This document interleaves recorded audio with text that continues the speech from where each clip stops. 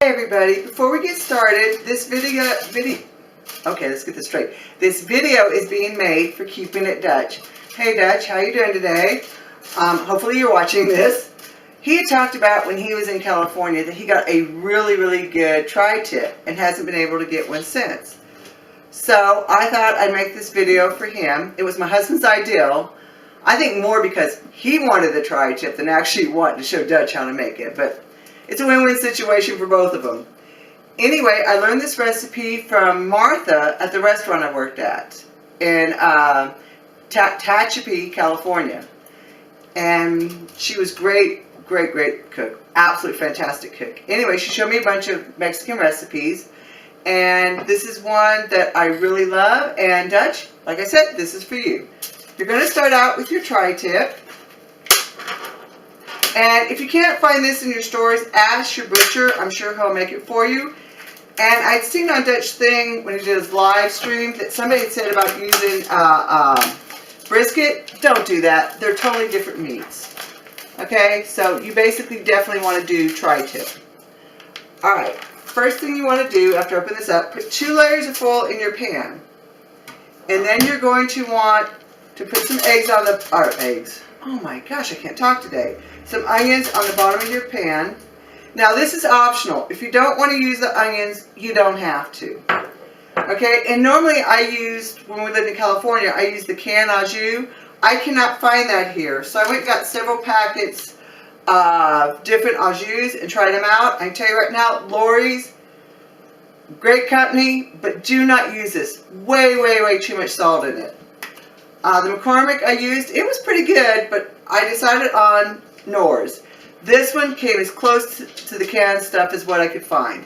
So anyway, you're going to want to make it 1 packet of this. You're going to want to pour it in your pan with your onions, and that was just a real small onion or half of a medium onion. Okay, this is a really simple recipe. And before you put it in, let's cut some of this fat off.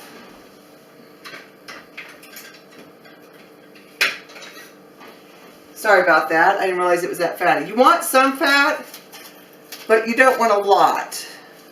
Okay, so I'm just going to cut a little bit of this off. Do not cut all of it off. If you do, your meat's going to be way too dry.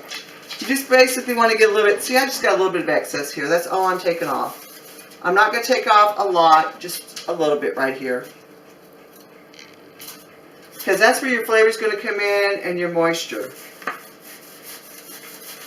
Okay, so like I said, I'm just taking a little bit of it off.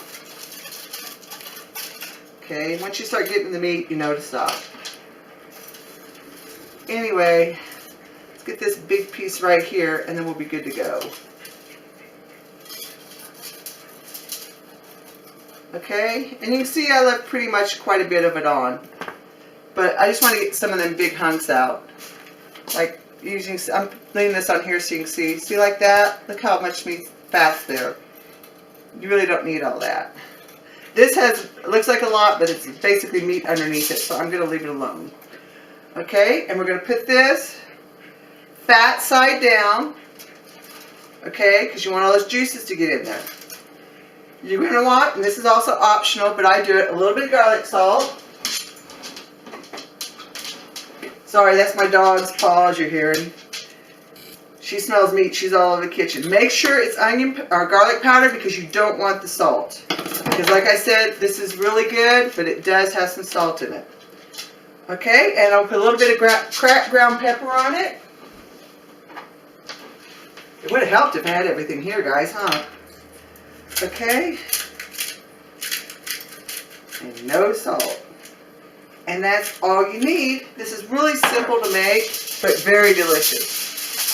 Now, here's the secret to how they do it in California. I can't speak for anybody else, but this is how they do it.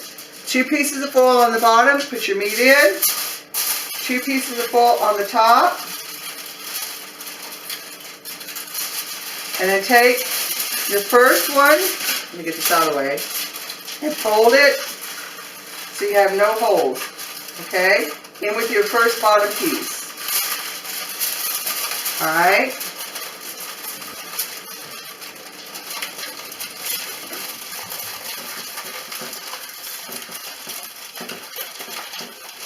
Alright.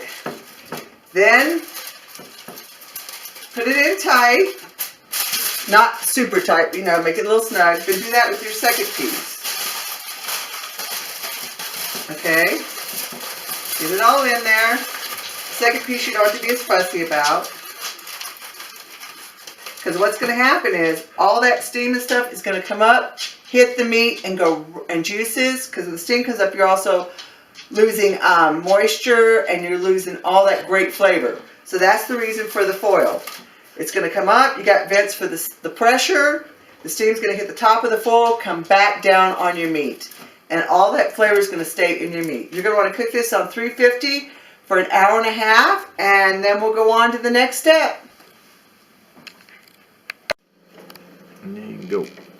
Okay, after an hour and a half or 2 hours, depending on your stove, you're going to want to cut it up like this and put it back in the pan, cover your foil back up over it, put it back in your oven another hour to an hour and a half,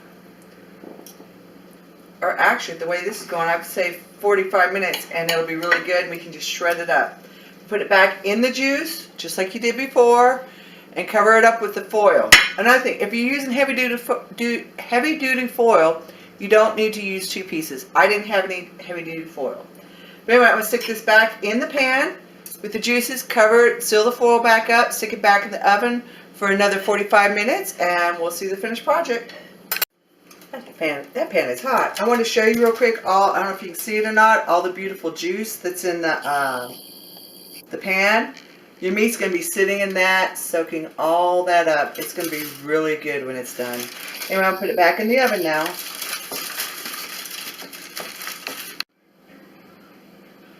Dinner is done. I have my homemade flour tortillas and my tri-tip. Thank you, Paula, for the recipe for the homemade tortillas. And Martha, a wonderful woman that I worked with, for the tri-tip. A good tip on the tri-tip is you'll know it's done if you can shred it. When it shreds in the pan, you know it's done and it's ready to eat. Anyway, Dutch, this is for you. And those of you who are watching, give Paula's her YouTube a try. She has some great recipes. I'll leave it here on the screen for you. And try out Keeping It Dutch. He has some fantastic advice on homesteading. And he's really entertaining. He has a couple of really good spoof videos.